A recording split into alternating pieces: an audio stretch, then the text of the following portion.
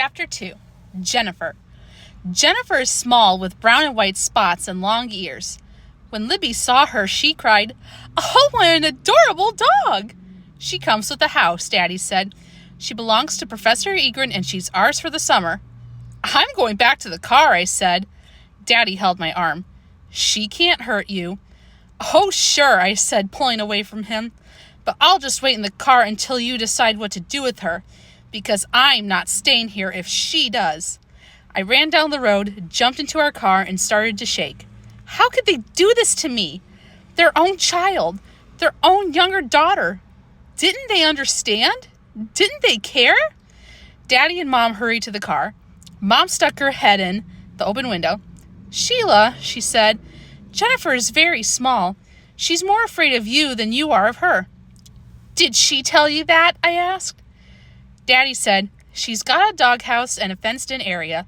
She's chained up. You don't have to go near her." "Suppose she gets away," I asked. "Suppose her chain breaks." "That won't happen," Daddy said. "But even if it did, someone would catch her." "You're just saying that," I told Daddy, "but you don't mean it." "Have we ever lied to you?" Mom asked. "Well, no." "Then trust us," Daddy said. I looked out the car window. Libby was cuddling Jennifer. "You promise she'll never come into the house?" "I promise," Daddy said. "She's got everything she needs outside." "And you won't make me go near her?" "Of course not," Mom said. "You can even pretend she's not there if you want." "And you won't make fun of me?" "Do we ever make fun of you?" Daddy asked. "Libby does," I said. "We'll see that she doesn't," Mom promised. "Now, don't you want to come into the house and see your very own bedroom?" Daddy asked. "Well, I guess so," I said, getting out of the car. We walked up the front lawn to the house. Libby was still holding Jennifer. When Jennifer saw me coming, she jumped off Libby's lap. She barked and barked. "You see?" I cried, turning around, ready to run back to the car. "She hates me already." "Don't be silly," Daddy said. He took my hand. "I'm not being silly. Why else would she bark like that?" "Because she doesn't know you," Mom said, putting an arm around me. "And she's never going to either, I'll tell you that." We went into the house. The downstairs looked pretty nice, but I wanted to see my bedroom. So Daddy and I went upstairs while Libby and Mom poked around in the kitchen. Daddy turned right at the top of the stairs and walked down the hall. "Two of the bedrooms are this way, and the other two are that way," Daddy said, pointing. "Since you wanted to be far away from Libby, I thought you might like this one." Daddy pushed open a door and smiled. I went in. The first thing I saw was the dresser. It was piled with models of planes, boats, and cars. And the walls were full of team pennants. There wasn't even a bedspread on the bed, just an ugly old gray blanket with Camp Kennebec printed across it. I opened the closet door. The shelves were loaded with sports equipment. And where was my soft, fluffy yellow rug with the big rose in the middle? No place. The floor was bare. Daddy said, "Well?" "I hate it!" I shouted, running out of the room, past Daddy and down the hall.